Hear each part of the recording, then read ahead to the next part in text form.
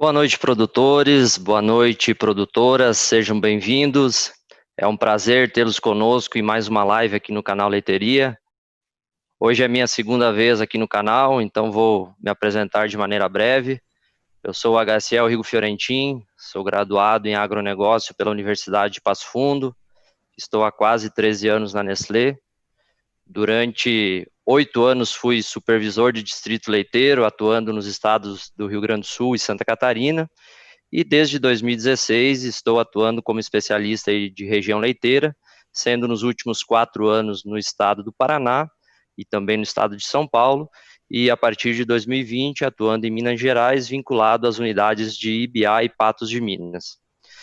Eu gostaria de fazer alguns lembretes, vocês que estão gostando aí das nossas lives, apreciando os nossos conteúdos, peço que se inscrevam no nosso canal, nesta caixinha vermelha que aparece aqui embaixo com a palavra inscreva-se, né? E também ativem o sininho de notificação para sempre que a gente tiver novas lives, novos materiais publicados no canal, vocês recebam esse alerta. Também gostaria de lembrá-los, né, que as perguntas que não foram respondidas na live anterior estão disponíveis com as respostas acessando o QR Code vinculado ao convite dessa live e que foi encaminhado a vocês aí pelo time da Nestlé.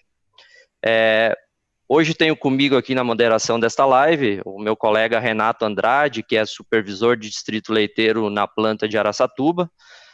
Boa noite, Renato, seja bem-vindo.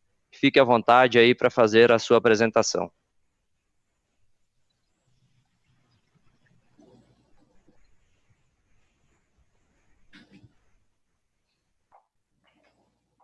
Boa noite, produtores e produtoras. Obrigado aí pela oportunidade de estar participando junto com a equipe nessa live.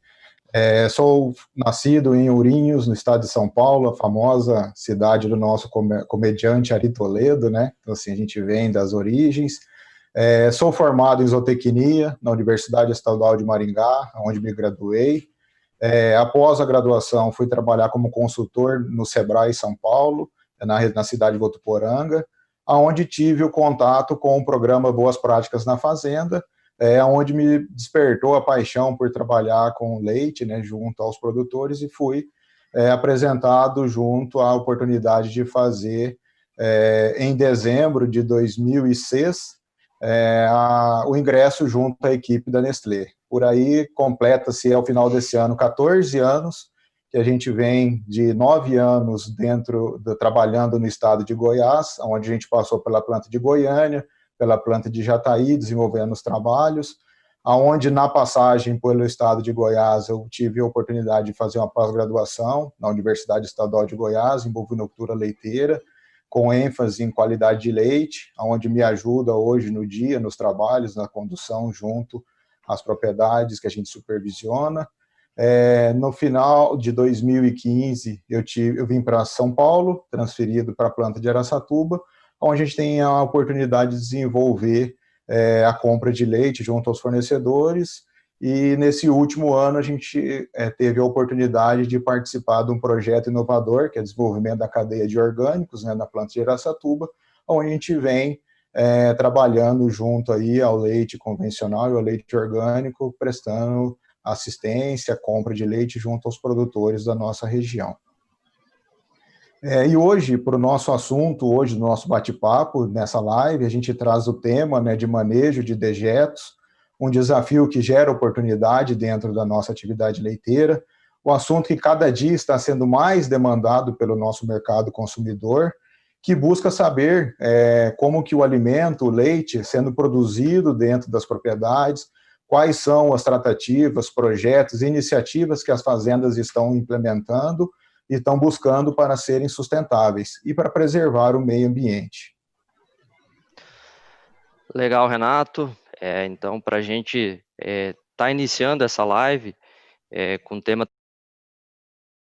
refere à questão da sustentabilidade aí da atividade leiteira, a gente vai estar iniciando aí com um vídeo que foi feito aí pelo Júlio Palhares, que é pesquisador da Embrapa Pecuária Sudeste.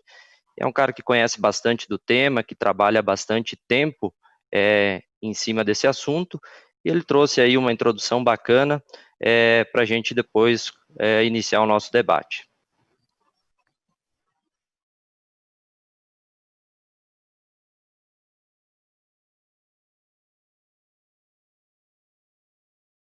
Olá pessoal, tudo bem? Existem diversas tecnologias que nós podemos utilizar para fazer o correto manejo dos efluentes de bovinos.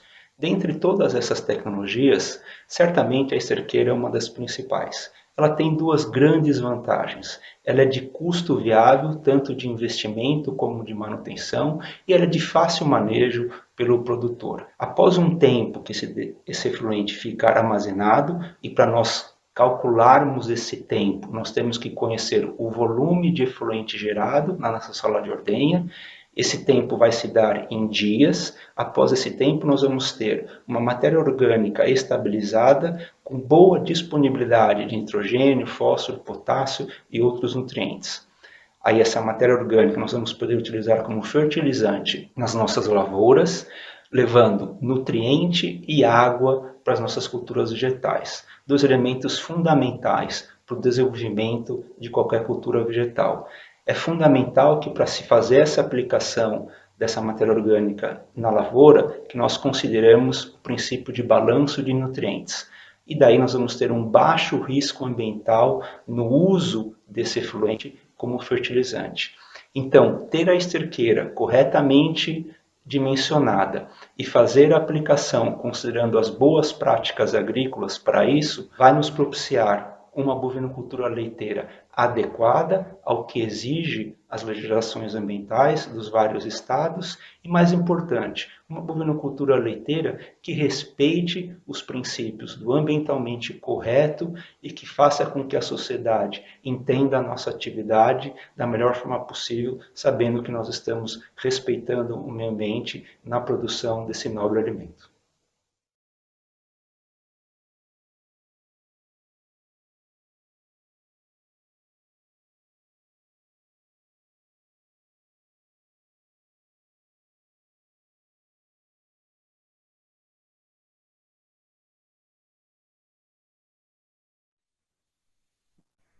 Ok.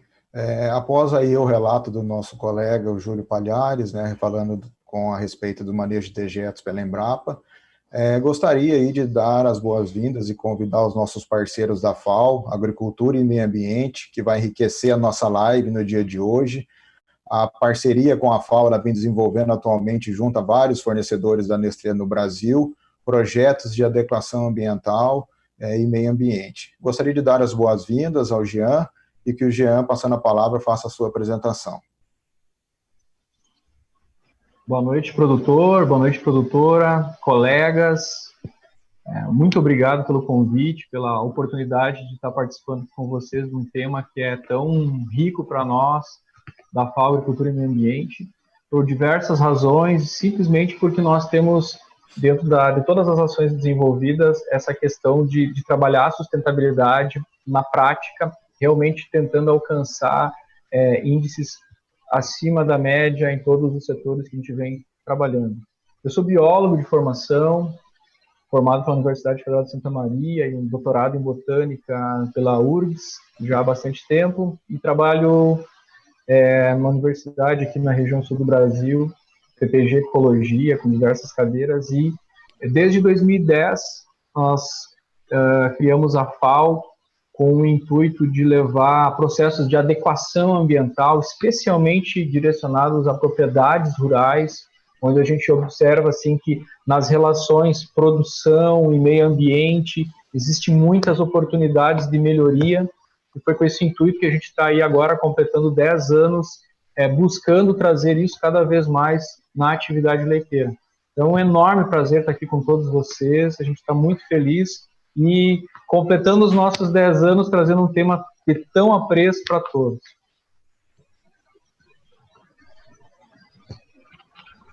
Retorno aí com vocês, colegas.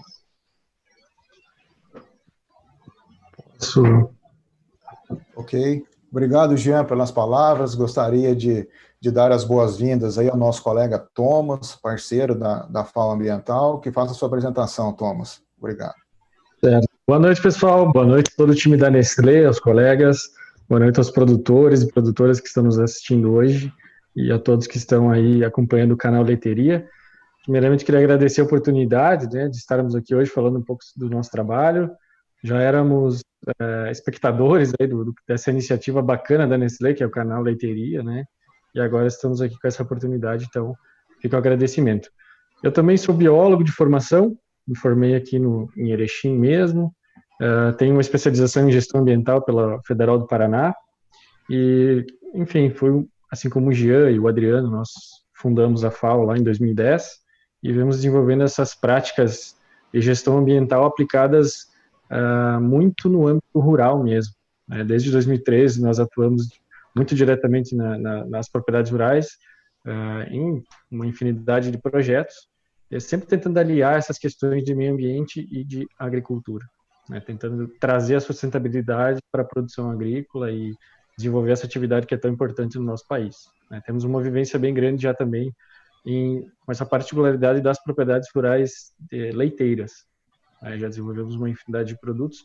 Eu atuo muito em propriedades da Nestlé, em vários estados do Brasil, também em campo, executando projetos aí desde adequação ambiental, mapeamento dessas propriedades, até a construção, a projeção desses sistemas de tratamento, né, que são o objetivo dessa live de hoje aqui. Tá? Então, muito obrigado aí. Obrigado, Thomas. Obrigado, Jean. Desde já fica o nosso agradecimento aí por terem aceito o nosso convite para estar participando da live de hoje. E para agora, para a gente estar iniciando o nosso debate, eu convido o Jean a fazer uma introdução técnica sobre o tema. Ele vai estar usando algumas imagens através do PowerPoint, enquanto ele vincula a apresentação, vai estar rodando a vinheta aí.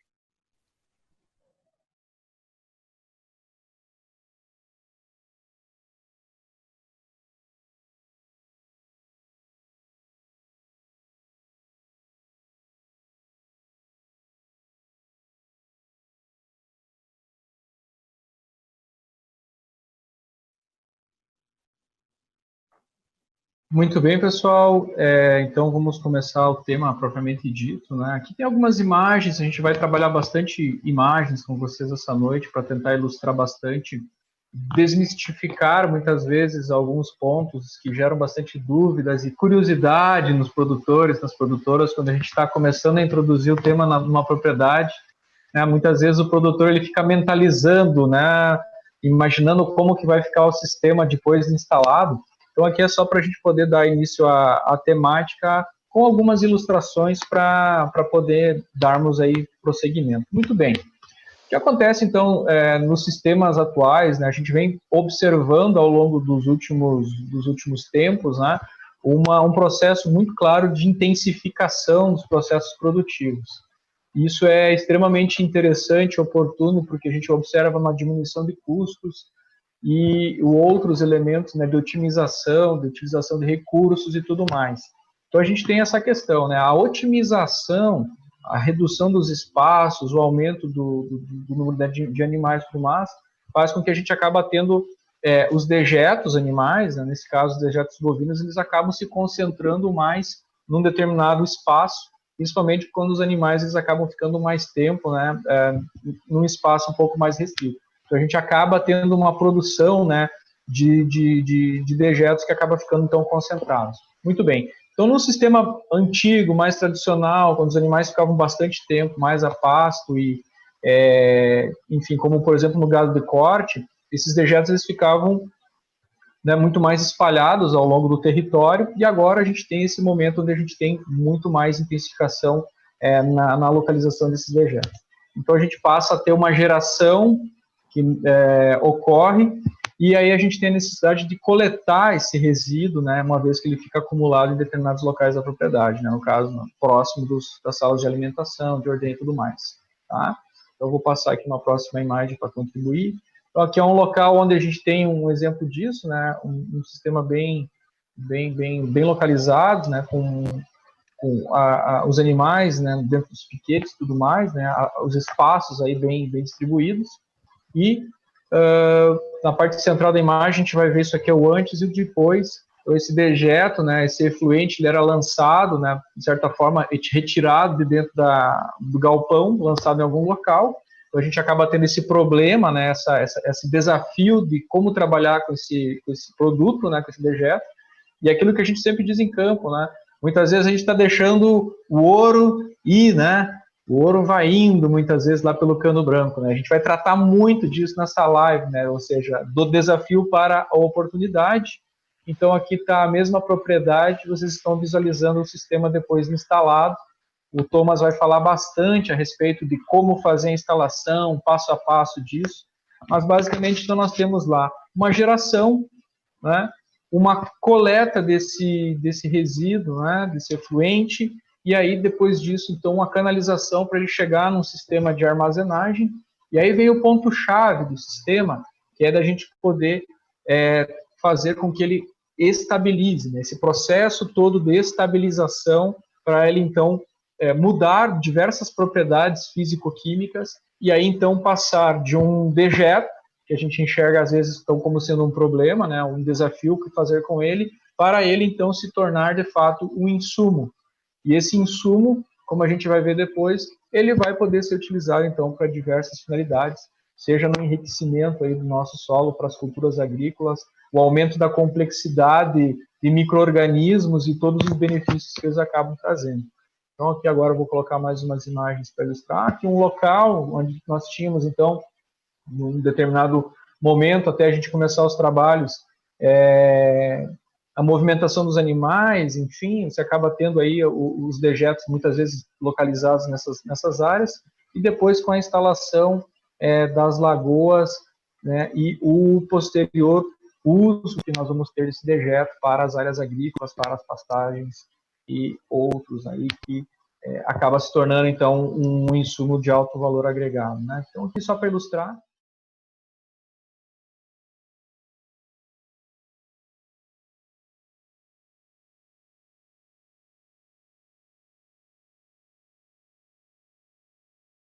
Principalmente uma fase bem mais líquida, e a partir dessa segunda lagoa, então, ele é utilizado nos processos de fertilização, fertirrigação e outros mais, certo? Então, isso aqui é para nós darmos um start, uma visão um pouco mais global de como é todo o processo, tá bem?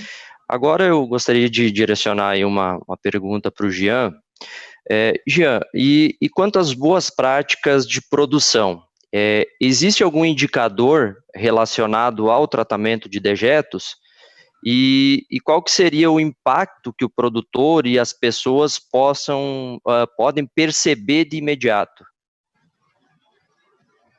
Eu acho que essa temática das boas práticas, ela está em voga hoje, das boas práticas e das melhores práticas ambientais ou de produção, ou melhores práticas na fazenda, enfim. É um conjunto de requisitos que vem sendo trabalhados, né, de diferentes formas, muito em vista da importância não só de fazer o processo produtivo, mas a gente conseguir enxergar o jeito melhor de fazer isso, né? Um aspecto que vem sendo implantado com excelência aí nos fornecedores que a gente vem atendendo, e a gente percebe todas essas melhorias. Nós temos que pensar primeiramente nos aspectos sanitários, né? De você ter um subproduto, né? Como o Thomas mesmo colocou, quer dizer, o dejeto, né? O efluente sendo lançado de uma forma não adequada para o meio, né? E aí você tem toda uma circulação de animais que pode estar mais ou menos vinculada aos locais onde está ocorrendo esse processo. Então isso gera um aspecto sanitário não adequado. E aí você está fazendo esse processo de retenção, né, de todo esse efluente, né, e a água, principalmente, que é utilizada na lavagem dele, acaba, então, estancando esse tipo de dificuldade. Vamos pensar o seguinte: em Minas Gerais, em Goiás, em estados onde a economia de água é muito maior, talvez esse problema ele não seja tão percebido, porque, de certa forma, nós temos uma parte sólida bem maior e uma utilização de água menor nesse processo. Mas em estados mais do sul, né, em Paraná, em São Paulo também, a gente tem uma utilização de água um pouco maior, o volume de água é um pouco maior. Então você está fazendo esse lançamento desse material no meio, então isso é um aspecto sanitário que pode ser percebido, né? Então, em termos de boas práticas, não é adequado que a gente faça esse lançamento de qualquer forma. E aí, vinculado com o aspecto sanitário, dentro das boas práticas, a gente vai perceber lá, por exemplo, a proliferação de vetores, moscas, enfim, outros tipos de vetores que acabam, então, podendo gerar contaminação, né? Existe uma prerrogativa forte dentro das boas práticas que maior quantidade de vetores, maior quantidade de moscas e outros elementos, consequentemente, vai estar diminuindo a qualidade do produto por uma série de razões, e aí que os produtores conhecem melhor do que nós, né? Então, esse é um aspecto de boas práticas que é importante, fazer retenção desse material. E a gente tem que pensar o seguinte, produção de leite é produção de alimento.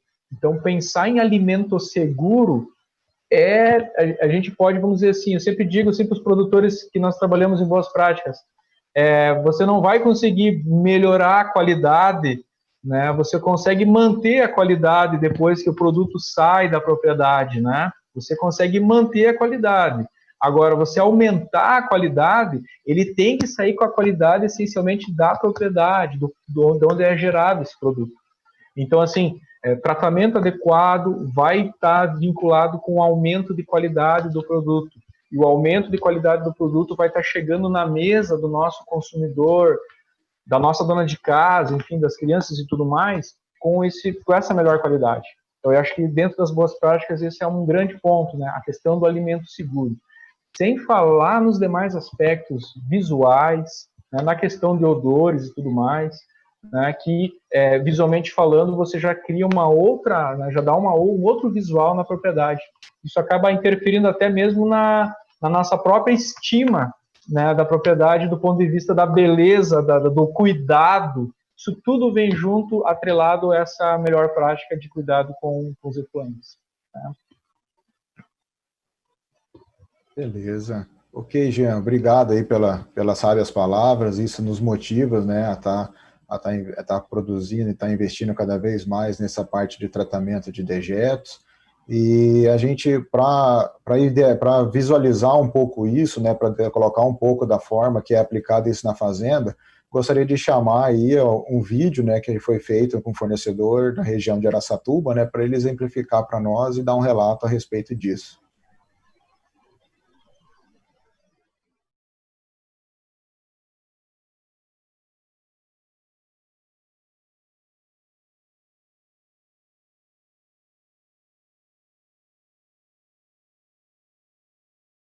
Olá, eu sou a Daiane, sou supervisora do Distrito Leiteiro em São Paulo. Estou aqui com o Gilson Humberto, proprietário do sítio Nossa Senhora Aparecida em Alto Alegre. Gilson, o que te motivou a adotar esse sistema de manejo de dejetos na sua propriedade? Então, Daiane, a gente tinha um problema aqui na saída da sala de ordenha, né? Ficava acumulando aquela água que escorria, e aí a gente tinha problema de barro, tinha problema de contaminação de solo, a gente tinha alguns problemas de mastite que acabava acontecendo por causa disso aí, porque na época da chuva acabava esparramando essa água pelos corredores. Então a gente teve a ideia de montar isso aí para tentar resolver esse problema. E qual foi o benefício econômico e ambiental que te proporcionou o manejo de dejetos? Então, na questão econômica, a gente conseguiu aí uma redução de 15 a 20% dos adubos, né, que a gente precisa jogar nas pastagens. Isso aí na parte econômica, além de, como a gente tem essa água que a gente aplica na irrigação, a gente conseguiu uma redução também na questão da água que a gente precisa jogar na irrigação. Porque a cada 30 dias a gente faz a aplicação, então esse volume de água é um volume que eu não preciso estar captando do poço para estar aplicando, né?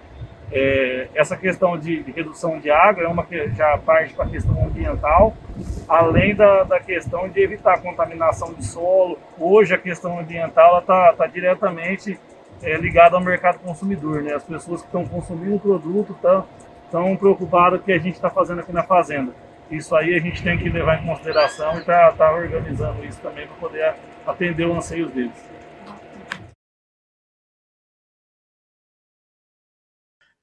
Como a gente tinha agradecido aí ao vídeo, né, voltando, a gente tem um questionamento a fazer para o Jean, né, que a gente tem observado aí que diversas notícias sobre a utilização dos dejetos estabilizados na produção agrícola, também utilizados na produção de pastagem. Gostaria que o Jean desse uma explanada para a gente, contando um pouco como que essas oportunidades que cada dia começam a se tornar mais evidentes dentro das propriedades leiteiras com o uso desses dejetos estabilizados. Então, Renato, nada melhor que ouvir um produtor comentando, né, sobre o resultado que se percebeu lá na dinâmica da propriedade dele, né? Eu acho que é bem revelador, né? Talvez assim já tenha respondido muito daquilo que a gente fosse comentar, mas o que que a gente se percebe, o que que a gente tem percebido, né? Para quem estuda agricultura dentro da academia, ou para quem estuda processos biológicos, né? A gente é da área da biologia muitas vezes, né? A gente tem percebido, né? Isso é fato, a gente tem observado uma mudança, não só no comportamento, mas nas atitudes de uma agricultura, principalmente, né? Que vai se transformando de uma agricultura de utilização de insumos, né? A chamada agricultura insumista, para uma agricultura de processos, uma pecuária de insumos para uma pecuária de processos. Então, quando a gente faz esse processo de pegar um insumo que agora se criou, e a gente leva para uma pastagem ou leva para uma lavoura, a gente não está levando só lá uma quantidade de nutrientes como o NPK. A gente está levando muito mais que isso, porque o processo todo que ocorre lá na lagoa, ele é um processo biológico. E aí, quem já ouviu falar nos chamados micro-organismos eficientes, né, os micro-organismos bons, vai entender que a gente está levando uma carga de micro-organismos benéficos para o solo e que vai estar aumentando muito a complexidade desse solo. E aí as consequências desse processo, não só na questão da dinâmica do solo, do aumento da complexidade do solo, isso vai ocasionar a nossa economia de insumos. Ao mesmo tempo, então, lá na ponta do lápis, essa economia de insumos está vinculada muitas vezes também a você ter um custo menor, mas ao mesmo tempo você ter a mesma produtividade, ou ainda você ampliar a sua produtividade. Então, esse é o grande aspecto das oportunidades, né, de você realmente fazer a conversão de um dejeto para um insumo, e esse insumo com uma maior complexidade biológica, especialmente, e você com essa melhor atividade biológica, você colocar algo a mais no seu solo, algo a mais na sua pastagem, não só pelo aspecto nutricional, mas pelo aspecto das interações biológicas que vão estar ocorrendo. É fato que, por exemplo, existem diversos tipos de bioinsumos, e hoje em dia a gente está com a legislação saindo aí sobre a questão do on-farm, né, que muitos talvez já ouviram falar. Muitos dos bioinsumos, eles são ativados e criados à base de esterco bovino, né, para utilização em hortaliças e tudo mais. Por quê? Porque você tem uma série de fungos e bactérias que ali presentes e, uma vez ampliados e desenvolvidos, eles vão estar incrementando a sua produção. Acho que é aí que está o grande aspecto da oportunidade, certo, Renato? Beleza, Jean. Obrigado aí pelo esclarecimento, pelo tópico, ótima abordagem, e fica bem transparente, muito bem exemplificado, né, o caso da utilização dos produtos. Nessa parte, gostaria de direcionar ao Thomas aí, né, uma breve explanação a respeito disso, se existe algum método mais efetivo ou que seja eficiente, né, para se tratar os dejetos, e que método tem se mostrado mais viável para a realidade brasileira e aplicação nas propriedades rurais, né? Poderia explicar para a gente, Thomas, um pouquinho esse tema? Certo, a pergunta já é meio tendenciosa, né? A gente já está falando aqui de lagoas e mostrando fotos das lagoas e tudo mais. Na verdade, nós temos várias formas de se tratar os dejetos, né, bovinos, né, ou de animais nas propriedades. Tem que lembrar que se o dejeto for sólido, ele pode ser tratado na forma de compostagem, então já é uma prática comum os produtores fazerem aquela limpeza do material mais seco, né, aquelas raspagens, e amontoarem esses materiais em pilhas ou e aí acaba acontecendo a fermentação, né, um pouco mais lenta, aquilo que a gente chama de curtir, né, a curtição lá do dejeto, ele vai curtindo, vai estabilizando também de forma sólida. Porém, nós estamos focando aqui na parte dos líquidos, né, que é um pouco mais difícil de se tratar, e aí onde que mora o maior risco ambiental também, né, quando você tem essa concentração maior, e a partir da limpeza de instalações, limpeza de piso, aí você vai ter a geração do efluente, como falava o Júlio Palhares, né? Então, você tem a geração desse efluente líquido que pode ser contaminante. Então, para se tratar esses efluentes líquidos, poderia se trabalhar diversos formatos de sistemas de retenção e tratamento, porém, para a nossa realidade brasileira, aquilo que tem um custo-benefício mais alcançável, termos de agilidade de instalação, de custo mesmo de material e de mão de obra, a gente fala que já é um consenso até global a utilização desses geossintéticos, né? A gente fala as geomembranas. Então, espaços escavados no solo, as lagoas, com uma hipermeabilização desse solo, utilizando esses materiais aí geossintéticos, que podem ser de PVC, PAD, enfim, a questão química, né, desse material para ele ter uma alta resistência aí à abrasão e aos processos químicos que vão estar ocorrendo na lagoa, né, a transformação desses componentes que vão estar lá dentro da lagoa. Então, como eu falei, já é um consenso até global. Em outros países já é muito utilizado esse formato de lagoa de tratamento, inclusive para a área industrial, né, mas muito para a área de dejetos animais. Tem dados aí que mostram que desde a década de 60 isso já é utilizado nos Estados Unidos, então está sendo difundido nos últimos anos um pouco mais aqui no Brasil. São materiais que dão uma gama muito grande de utilização, né, então já existe esse consenso, nós entendemos então que essa é a melhor alternativa hoje para se reter e se tratar. É um tratamento bem simples, é a biologia, como o Jean falou, atuando, né, os processos biológicos lá fazendo esse tratamento. Então, com o mínimo de tecnologia empregada, você já tem um tratamento bem satisfatório. Essa tecnologia pode ser aumentada, você pode ter outras estratégias aí com alguns materiais, aeradores, enfim, máquinas especiais para agilizar os processos, né, dependendo dos objetivos também do produtor rural, da disponibilidade de recurso, mas a lagoa em si já é um sistema muito simples, barato e, portanto, muito viável para a nossa realidade. Então, por isso que a gente foca nisso e está desenvolvendo isso também em todo o Brasil aí com a Nestlé, né? Não, legal, Thomas. Importante o seu comentário, né, e até como esclarecimento aí para o público, né, porque às vezes se tinha uma visão do passado que as lagoas de dejeto tinham um alto custo de implantação, porque eram sistemas mais robustos, com uso de alvenaria e de custo um pouco mais elevado. E hoje a gente nota que tem sistemas extremamente simples, extremamente eficientes e com custo competitivo, e posteriormente a gente vai discutir isso também nas próximas perguntas. Então, antes agora da gente ir para a próxima pergunta, a gente tem mais um depoimento, um vídeo que foi gravado em Minas Gerais, na região aí de Guimarães, também com depoimento de um produtor que já tem o sistema de manejo de dejetos implementado e vai estar nos passando aí qual que é a visão dele aí após a implantação desse sistema, quais que são as vantagens que ele tem visto dentro da sua propriedade.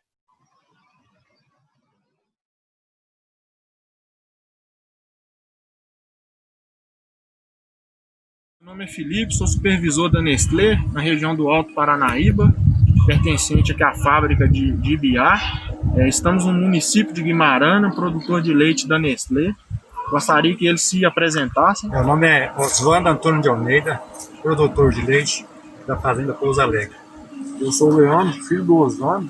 O que motivou você a fazer o correto manejo dos dejetos? Assim, o que motivou a gente, principalmente, é para a preservação da PP e grande proximidade do rio. O dejeto corria a céu aberto. Aí, por causa da proximidade, a gente resolveu fazer a lagoa para ver se protegia as APPs. Quais são os benefícios ambientais e econômicos que esse sistema está proporcionando para a propriedade Pouso Alegre? Então, os benefícios que a gente teve até agora, está recentemente, mas os benefícios que a gente teve, que a gente pegar essa lagoa, o dejeto, o tiro, depois dos 60 dias, jogando na lavoura. E uma experiência que a gente teve também, a gente pegou esse dejeto, jogou no pasto, o pasto deu mais facho e hoje, agora na seca, está aguentando bem mais gado do que aguentava o ano passado, que não tinha dejeto. Eu gostaria que vocês deixassem uma mensagem para os demais produtores que desejam montar um sistema de correto manejo de dejetos na propriedade. A mensagem que eu posso deixar é assim, que vale a pena, porque só de não ver o dejeto correr a céu aberto no sentido da água, já é um grande avanço. E agora você poder usar ele, uma coisa que você tem de graça aqui, poder usar ela na fazenda, que te vai dar mais lucro, mais rentabilidade, eu acho que é bom demais. Eu acho que a gente tem que aproveitar tudo que a gente der conta, que vale a pena. Legal, mais um excelente depoimento aí de um produtor que já está usando o manejo de dejetos na prática, né? Fica aqui o nosso agradecimento ao Felipe Cota, que é o nosso supervisor da região, e também ao Osvando e ao seu filho Leandro, por ter tido essa disponibilidade de gravar o depoimento e estar compartilhando conosco. Para dar sequência aqui ao nosso debate, Jean, eu queria voltar uma pergunta para você, relacionado também ao que foi apresentado no vídeo e o que o Thomas comentou anteriormente. Este seria o método mais barato para ser instalado pelo produtor na fazenda? E eu quero dizer no seguinte sentido, ele também é o mais vantajoso quanto aos custos de instalação? E aí, só aproveitando, Jean, a gente aqui teve algumas perguntas que chegam do público, tem uma pergunta aqui da Stefane, e também do Fernando, da Fazenda Calgaroto, em Dois Vizinhos, no Paraná, que eu acho que você pode responder junto com essa pergunta. Eles perguntam por que ter 2 lagoas e se existe algum problema de trabalhar só com uma lagoa. Então, se você conseguir responder também esse questionamento do público, eu acho que é importante. Perfeito, HCL. O depoimento do seu Osvaldo ali foi genial, ele foi um produtor muito cativo que a gente trabalhou no último ano, e vendo ele agora podendo estar usando o sistema, a gente fica muito feliz. Essa questão, então, de ser ou não ser o mais em conta, né? Então, realmente, a gente vai ter que ter e pensar o seguinte, né? Quando a gente vai fazer a instalação do sistema, o ideal, o adequado, mais viável, é que a gente tenha um processo de escavação, aonde a gente vai ter, então, esse berço, né? Para depois a gente vai fazer esse processo de colocação, né, de uma proteção. Essa proteção pode ser de alvenaria, como foi colocado, de outros materiais, e como o Thomas colocou, o PAD, né, que são os geossintéticos, eles são mais em conta. Por quê? Porque o geossintético ele é instalado em um dia. Então, todo aquele processo de mão de obra para instalação, o tempo que se leva para se fazer uma alvenaria e tudo mais, isso tudo ele é otimizado quando se faz a utilização de uma geomembrana.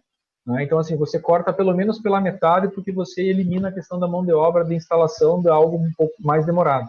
E segundo, que o metro quadrado da geomembrana hoje, ele é extremamente competitivo. Então, a gente tem geomembranas geralmente de 0,8 micras até um pouco mais espessas, são extremamente eficientes, são bem mais em conta. Então, assim, a gente, nas nossas estimativas, o custo de instalação desse sistema em relativo a um custo de alvenaria, ele fica na faixa dos 70% mais em conta. Ou seja, você está gastando apenas 30% do que você, né, teria que desembolsar para colocar um sistema mais complexo. Então, em termos de armazenagem e de tempo que ele vai ficar maturando, é bem adequado. O Thomas ele vai daqui um pouquinho, pessoal, comentar um passo a passo de como que esse processo vai funcionar e a gente vai entender bem. E com relação à pergunta do nosso querido produtor, aí, os nossos colegas aí do Paraná, da região aí de Dois Vizinhos, né? Por que é interessante a gente ter 2 lagoas? O Thomas depois também pode comentar um pouco mais, né? Porque a gente tem uma primeira lagoa na qual nós vamos ter uma maior quantidade, porque você é o primeiro momento que você está chegando com o material. Então você vai ter uma quantidade de particulados, de sólidos bem maior. A proporção semissólidos e sólidos ela vai ser bem mais elevada, né, com relação à quantidade de água. Quando a gente coloca esse material para uma segunda lagoa, a gente vai estar diminuindo a quantidade de semissólidos e você tem uma fase bem mais líquida, uma maior quantidade de volume de material líquido. E esse material líquido ele é mais interessante para se fazer o processo de utilização. Sem falar que também, em casos de excessos de chuvas e outro mais, a gente também tem um reservatório a mais para ampliar a capacidade de armazenagem. Então, ele traz também a questão da segurança, certo? Então, esses são pontos importantes, né, de por que se utilizar uma lagoa ou se utilizar 2 lagoas. A gente tem sistemas, às vezes, que partem para 2 lagoas paralelas, né? O sistema que a gente tem adotado, HCL, o Thomas vai falar também um pouquinho, ele é de lagoas em sequência. Então, você tem uma primeira lagoa, onde o material particulado, semissólido, sólido e a água entra, e daí depois, quando ela sobe, ela passa para a segunda lagoa, onde você vai ter uma fase bem mais líquida, bem mais indicada, então, para utilização, com canhão e outros, motobomba, como eu vou mostrar na sequência. Então, acaba sendo mais interessante, certo? Não, legal, Jean. Acho que já esclareceu bastante aí as dúvidas dos produtores, acredito que as perguntas aí que surgiram através dos comentários aí do YouTube que a gente vinculou aqui também, já deixa claro para o produtor aí o porquê de utilizar 2 lagoas como sistema mais adequado. Ok, para a gente dar sequência aqui, eu volto com uma pergunta para o Thomas. Thomas, eu gostaria que você explicasse para a gente um pouco mais sobre a instalação desse sistema. Não sei se você consegue mostrar para a gente aí um passo a passo da forma como que é executada a instalação dessas lagoas de dejeto nas propriedades. Certo, eu vou pedir para o pessoal aqui para nós compartilharmos uns slides, né, para ilustrar um pouco e nós vamos entrar então nesse passo a passo.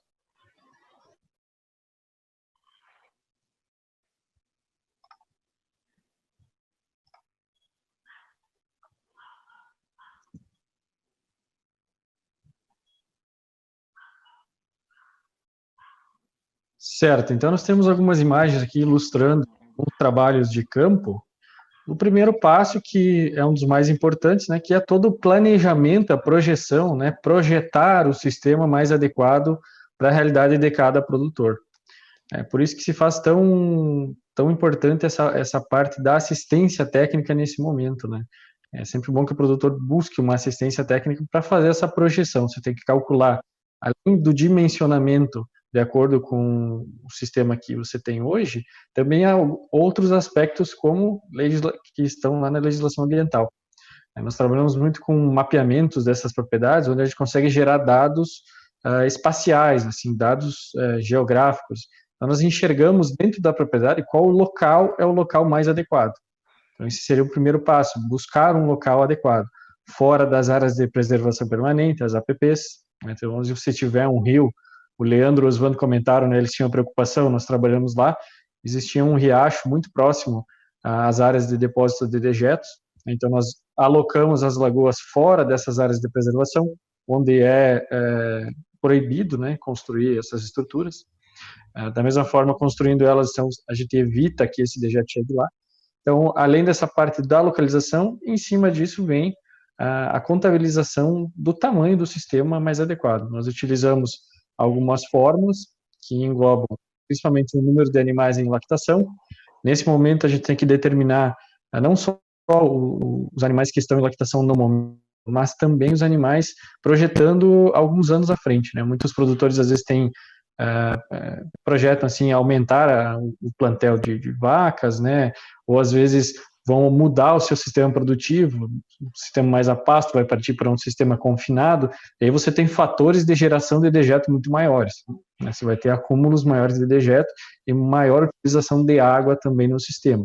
Então você tem um fator ali que pode variar de 20 até 50 litros de dejeto mais água por dia. Nós usamos um fator de tempo também, o Júlio comentou isso no vídeo de início lá, né? O tempo é um fator importante. Dependendo da região do país, se utiliza um fator de tempo maior ou menor, que seria um tempo ideal para garantir uma fermentação adequada lá no sistema. Regiões mais quentes, você pode trabalhar com menos dias, de 30 a 60 dias. Aqui na região sul, a gente trabalha de 90 a 120 dias em alguns casos, por conta de temperaturas mais baixas, questões de umidade. Então, você tem diferenças nos processos biológicos lá. E aí a gente multiplica isso e adiciona um fator que é variável, que seria um fator de chuvas, né, de acordo com a quantidade de pisos que o produtor tem, se ele tem ou não tem calhas nos seus telhados. Então, a gente acrescenta esse fator de segurança em função de águas que vão estar entrando nesse sistema depois. Então, só para ilustrar, o nosso trabalho de campo geralmente engloba todos esses diagnósticos, né? É bem importante considerar todos esses fatores aí, e depois dimensionar e demarcar os locais de onde que vão ser construídas as lagoas, e aí vem o segundo passo, que seria, então, a escavação. Então, uma parte importante é encontrar empresas, né, que trabalhem com essa questão de terraplanagem, escavação, e que tenham uma qualidade diferenciada no seu serviço, né? Porque nós estamos falando de escavar buracos com um formato pré-definido. Além de manter as dimensões que estão no projeto, essa escavação, geralmente tem um formato diferenciado. Dá para acompanhar aqui nas imagens, né? São taludes com inclinações de 45 graus, chegando no fundo, então é um formato um pouco diferente. a gente não pode cavar um buraco reto, né, porque justamente nós temos que fazer, dar suporte depois para essa geomembrana que fica apoiada no solo, por isso essa inclinação nas bordas, né, e ela tem um formato de trapézio, assim, invertido, então ela termina mais estreita no fundo. São as características do projeto para garantir esse fluxo dos materiais dentro das lagoas e garantir uma fermentação. Geralmente profundidade de 2,5 a 3 metros, não muito mais fundas do que isso, também não muito mais rasas, para otimizar o espaço, né? Essas lagoas elas utilizam um espaço considerável, mas esses são os aspectos relacionados à escavação. Nós temos que fazer valas no entorno, que servem para ancorar essa geomembrana, ela tem que ficar firme nesse solo, por isso temos que considerar os fatores do solo também, né? Algumas regiões do país têm áreas com solo pedregoso, então isso pode perfurar as geomembranas, então vai um outro tipo de material. Então tem uma série de fatores e uma série de cuidados que tem que ser visualizados nisso. Por isso que é tão importante ter o amparo, né, de técnicos especializados nisso para ter esse olhar e evitar futuros problemas e garantir a qualidade final. A escavação é um ponto-chave para garantir a qualidade final das lagoas, né. Passando aqui. E aí vem, então, a impermeabilização.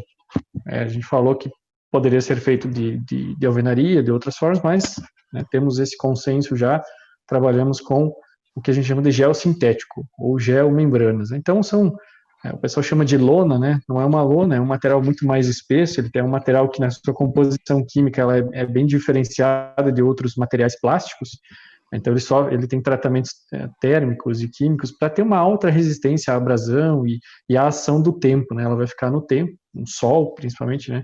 Fator de proteção solar, e ela tem que ser resistente a essa infinidade de compostos que estão trabalhando dentro da lagoa nos processos de fermentação, né? Então, é feita essa impermeabilização do solo dentro da lagoa, onde esse material é disposto e é feito soldas a quente, então tem toda a preparação da tubulação para fazer a passagem de uma lagoa para outra. Então, basicamente, essa é a etapa de construção, de finalização, né? Depois disso, nós temos algumas questões mais relacionadas à condução do dejeto, obviamente. Então, geralmente os produtores eles já têm nas suas propriedades algum sistema, nem que não suprem ainda as questões, mas já existem tubulações, já existem canaletas que levam esses dejetos para algum lugar, né? Geralmente corre lá no meio de uma pastagem, às vezes a céu aberto, enfim. Então a gente tem que aproveitar também essas dinâmicas, né? Perceber toda essa questão do nivelamento, né? Entender que o fluxo do dejeto ele tem que ser contínuo, né? Então tem que considerar dentro da localização também dos sistemas essa questão do nível, né? Para que a água corra. Você pode criar sistemas de caixas de inspeção para evitar questões de entupimento. Podemos trabalhar com caixas separadoras de sólidos antes do sistema das lagoas. Servem para direcionar o dejeto, muitas vezes que vem de vários pontos de geração, né? Ele vai receber, vai condensar isso num lugar só e vai fazer já uma separação de alguns sólidos, né? Muitas vezes os animais eles carregam para dentro do sistema ali pedras, né, materiais mais pesados, mais grossos, que a gente tenta evitar que vão parar dentro da lagoa, porque vão dificultar, né, no longo prazo a limpeza desses sistemas. Então, esse tipo de estratégia é utilizada para isso. Outro fator importante é a questão de proteção desse sistema, né? Geralmente as lagoas elas são construídas em áreas de pastagem, a gente considera um distanciamento, né, lá quando faz o projeto, né, 20, 30 metros, 50 metros, às vezes das instalações, por conta de algum problema de vetores, o cheiro, embora seja muito pouca a questão de cheiro que isso pode gerar, mas você tem as questões sanitárias aí que nos pedem, né, que as boas práticas nos pedem que deixamos a lagoa longe. Então, geralmente vai estar em áreas de produção, né, áreas de pastagem, áreas com uso agrícola no entorno. Nós temos que proteger as lagoas a partir do momento da instalação para evitar acidentes aí com pessoas, com animais, né, da fazenda. Se orienta a utilização de telas mais finas também para evitar a entrada de pequenos animais, né, que vão acabar morrendo lá na lagoa, e também podem estragar o material, né? Então tem uma série de cuidados aí que a gente tem que ter também após a finalização das lagoas, né? Ela oferece um certo risco. Basicamente são esses os passos, né, desde a concepção lá dos projetos até a escavação e a finalização aí. Depois aqui tem a questão de montar, bolar aí as estratégias mais adequadas para cada produtor, para cada situação, de fazer o uso, né, fazer a distribuição desses dejetos aí, que o G vai comentar um pouco mais depois também. Ok, legal, Thomas. Obrigado aí pelo esclarecimento, várias perguntas que a gente está recebendo aí na nossa live, né, como o exemplo da Cíntia Leite, a produtora de Montes Claros, né, você já conseguiu responder para a gente aí no conteúdo do que você descreveu, né, então, assim, bastante interessante esses inputs e essas informações, né. Lembrando a todos aí, né, que as perguntas que a gente não conseguir levar ao ar aqui dentro da nossa live, vai estar disponível depois as respostas no QR Code, né, dentro da próxima divulgação. E aproveitando aí no tópico, né, dessa parte, gostaria aí de aproveitar o Jean e trazer uma pergunta para ele aí, né, a questão muito importante também, que é muito importante para o produtor rural e faz toda a diferença na tomada de decisão dessa, como que ele pode utilizar o dejeto após a estabilização, né, e que sistema tem recomendado para serem adotados na propriedade. Perfeito, Renato, perfeito. Eu vou pedir para os colegas da produção reproduzirem um slide aí que mostra alguns equipamentos utilizados nesse processo aí de utilização do dejeto de efluente após a estabilização.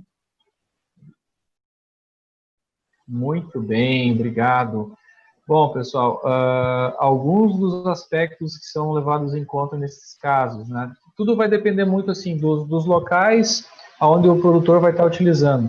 Se a gente tem pastagens mais próximas, se as pastagens estão um pouco mais distantes, a área disponível para se fazer a utilização do insumo e outros aspectos de logística, né? Mas, assim, numa forma geral, a gente pode estar fazendo uma fertilização direta, ou seja, a captação do insumo dentro da segunda lagoa, geralmente, né, um formato mais líquido, né, então a gente pode ser um sistema de bombeamento, que é utilizado por vários produtores, então, com um sistema de bomba acoplado ao trator, então faz a retirada do dejeto, né, do efluente, e aí já estabilizado, obviamente, né, e aí depois faz o bombeamento dele com um sistema de canos móveis, e que acaba chegando, então, no local desejado. Nesses casos, pode ser utilizado aí um canhão com uma quantidade X de pressão aí que ele vai, então, estar fazendo toda a movimentação, né, o espalhamento desse dejeto. Então, ele é um sistema fácil, versátil, prático, que exige baixo input de recursos para você adquirir e, ao mesmo tempo, ele é prático, né? Ele não é um sistema fixo, você vai movendo ele no local onde você tem interesse, né? Nos sistemas onde você tem um pouco mais de distância, onde você quer levar o insumo em outras áreas da propriedade, aí tem as populares chorumeiras, certo? Que são bem comuns em vários lugares do país, se percebe a utilização. Tem produtores que adoram esse sistema de chorumeiras, né, os bounders, né, porque facilitam a vida deles.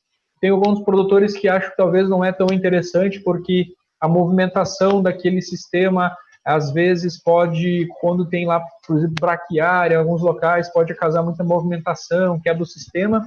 Então tem gente que adora, tem gente que prefere outras formas, né? Aqui no sul tem muitos sistemas para pequenas propriedades que são bem interessantes, né, onde são acopladas bombas, por exemplo, bomba a óleo, bomba a gasolina, que faz a extração então do resíduo e ela colocada em algum local.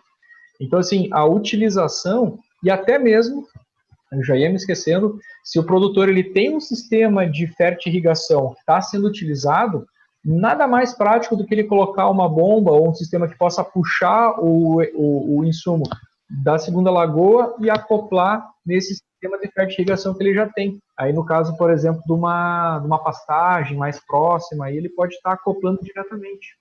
Tá? Então, assim, as soluções elas são várias, as formas de utilização são diversas. O que a gente faz, né? O que a gente leva em conta e o que eu recomendo para o produtor nesse momento? Pensar bem como que ele vai querer utilizar o recurso, né, esse insumo, aonde que ele vai querer utilizar, né, e aí quando a gente vai fazer a conversa para a instalação, a gente já começa a direcionar qual vai ser a melhor forma para ele fazer a utilização.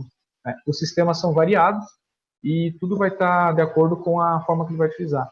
E só para fechar esse gancho, né, lembrando um ponto também que foi colocado há pouco, né, que o Thomas comentou e que veio lá da pergunta, por que ter duas lagoas, e nesses casos também? O líquido é muito mais fácil de você estar levando para outros locais, né, a mobilidade dele, e também porque você vai estar pegando sempre o material que está mais estabilizado. Então, utilizando o material mais estabilizado, a gente sempre vai estar tendo um benefício maior. Certo? Perfeito, Jean. Excelente colocação, bem simples, prático e executável por todas as propriedades, né, por todos os sistemas. Muito boa a colocação desse ponto.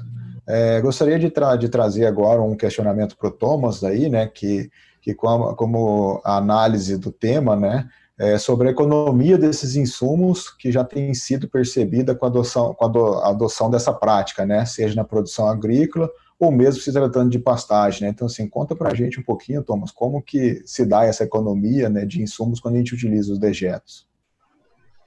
Certo, Renato. Nos projetos que a gente vem desenvolvendo, né, nos últimos anos, os retornos, mesmo que sem indicadores, assim, digamos assim, testados, né, aquilo que vem do campo para nós, os retornos que nós temos são ótimos. Nós temos situações, né, de feedbacks, assim, de pastagens mais verdes, produções maiores, né, solo recuperado, enfim, uma infinidade de feedbacks positivos. E tem um fator que é bem interessante, que é a questão da água, né? A gente já falou um pouco sobre isso, o pessoal comentou já, mas é um fator de importância. A gente fica falando só em dejeto, mas temos que lembrar que tem um componente de diluição muito alto nessas lagoas, né? Então, principalmente em regiões aí mais tropicais, né? As propriedades que a gente vem atendendo aí em Minas Gerais, lá no semiárido, lá em Montes Claros, regiões que carecem mais de água nesse período de seca, que é mais marcante, né? Diferente da nossa região sul aqui. Temos que lembrar desse fator água que está lá dentro da lagoa, né? Com certeza carregada com muitos nutrientes, né? E toda essa parte biológica que nenhuma adubação química poderia fornecer. Mas a própria água do sistema, quando utilizada, então você já tem um benefício gigante aí, sem falar do dejeto, né? Você tem um recipiente muito grande de água carregada de nutrientes. Então tem que lembrar desse benefício que às vezes fica obscuro aí, mas é bem importante. Eu quero citar alguns estudos aqui que nós temos em mãos. Isso pode ser disponibilizado depois também lá nas perguntas, se alguém tiver interesse de aprofundar um pouco mais. Mas, por exemplo, nós temos estudos aqui no Mato Grosso, né, de aplicação de fertirrigação em pastagens, que elevaram o resultado em mais de 7 vezes a capacidade de suporte animal. O produtor aí, o Leandro, o Osvaldo, eles comentaram que o animal consegue ficar mais tempo na pastagem. Basicamente é isso, você aumentando a carga de animais e a pastagem resistindo, né? Então você tem muito mais biomassa, muito mais qualidade naquele solo, a nutrição da planta sendo feita de forma muito mais eficaz.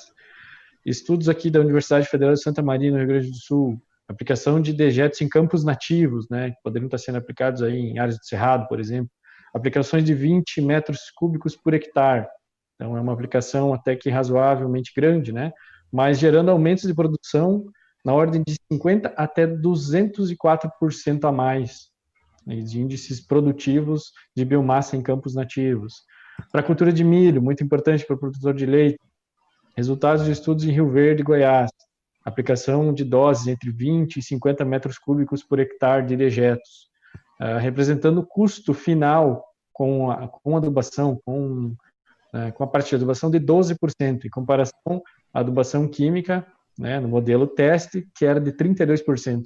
Então, você tem 20% a menos de custo efetivo na parte de adubação, né, que normalmente representa 30% do total de custos de uma lavoura de milho. Então, se reduzindo 20% é grande coisa. Mas se você tiver grandes áreas de milho, aí você vai ter milhares de reais economizados, né? Enfim, são vários resultados positivos, né, que comprovam a eficácia, então, dessa utilização dos dejetos. Fica o desafio, claro, sempre, depois do passo mais importante, que é ter um sistema de armazenamento e tratamento, fica esse desafio que já comentou de pensar num sistema com custo-benefício bom e personalizado para cada sistema para fazer a distribuição. Porque é na distribuição que você vai ter um pequeno desafio de montar um sistema que não eleve teu custo, né? Senão você vai estar interferindo naquele benefício que o próprio dejeto está te dando. Então fica esse desafio, mas para resumir toda a nossa live, é o desafio virando oportunidade. Então, bacana. É, muito bom seus comentários, Thomas, porque além de um aspecto ambiental, que quando se fala em manejo de dejetos, todo mundo pensa diretamente no aspecto ambiental, a gente tem um aspecto sanitário, como vocês comentaram, né? E agora esse aspecto que traz competitividade para a fazenda, que é esse aspecto econômico, onde você melhora a condição do solo e reduz, principalmente às vezes, a compra de adubos externos, né? Então, muito bom. Bom, pessoal, a gente já está chegando a 1h15, quase de live. Os nossos produtores aí que dedicaram uma horinha para estar com a gente aí, agora eles também já chega um ponto que precisa descansar, né? Porque amanhã logo cedo tem a ordenha novamente para fazer, tem as vacas esperando, né? Então, eu passo a palavra aí para vocês, vou primeiro com o Renato, para que se quer fazer as suas considerações finais, um minutinho aí. Ok, HCL. Gostaria, primeiramente, de agradecer, né, a oportunidade de estar participando junto com a equipe aqui nessa transmissão, nessa live, explanando sobre o assunto muito abrangente dentro da nossa atividade leiteira, né, que é o tema disso bem relembra, né, que é o manejo de dejetos, o desafio que vira oportunidade, né. Então, assim, com isso a gente conseguiu hoje explanar aí o assunto sobre, e gostaria mesmo de agradecer a participação de todos os produtores e produtoras aí da região, né, que a gente deu uma olhada aqui nos comentários, bastante presentes e participando com nós. Então, eu deixo o meu reconhecimento e agradecimento aí. Muito obrigado aí pela oportunidade. Legal, Renato. Jean, contigo. Olha, gente, eu queria agradecer. Eu acho que o tema é genial, faz parte do dia a dia, então a gente tem muita coisa que poderíamos estar falando aqui por mais algumas horas, inclusive, né? A gente fala, quando a gente vai na propriedade, a gente acaba tonteando os produtores, de tanto falar de outra coisa, né? Então, assim, o nosso muito obrigado, né, pela oportunidade, por vocês estarem todos aqui nos ouvindo, né? Compartilhando essas ideias e principalmente pensando que, sim, a gente consegue produzir mais, sim, a gente produzir melhor e a gente consegue produzir acoplando, né, esses anseios dos consumidores pelo alimento seguro, pelo ambiente mais equilibrado e a gente também fazendo a nossa parte, mas ao mesmo tempo, né, enriquecendo as vidas, né, com esses desafios que vão surgindo e acaba ficando mais divertido. Obrigado. Muito bom. Thomas? Só agradecer mais uma vez, né, a oportunidade, toda a equipe da Nestlé, a todos os produtores, todo mundo que está acompanhando a gente aí, mandar um forte abraço a todos os produtores que nós estamos atendendo, né, uma infinidade de produtores que estamos visitando esse ano para falar dessa temática, né, muito bem recebida, essa temática ela é de interesse do produtor já, então com tudo que dito hoje, eu espero que a gente tenha contribuído um pouco mais, e a gente se coloca à disposição como sempre, né, pessoal, para auxiliar nessas questões aí, responder as perguntas que virão também. E mais uma vez, muito obrigado. Te abraço a todos. Legal.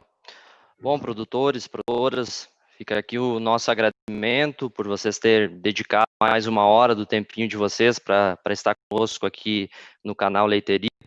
Fica o nosso agradecimento aí ao Thomas, ao Jean e à FAO Agricultura e Meio Ambiente por também aceitar o nosso convite e vir conversar sobre o tema, que é um interesse.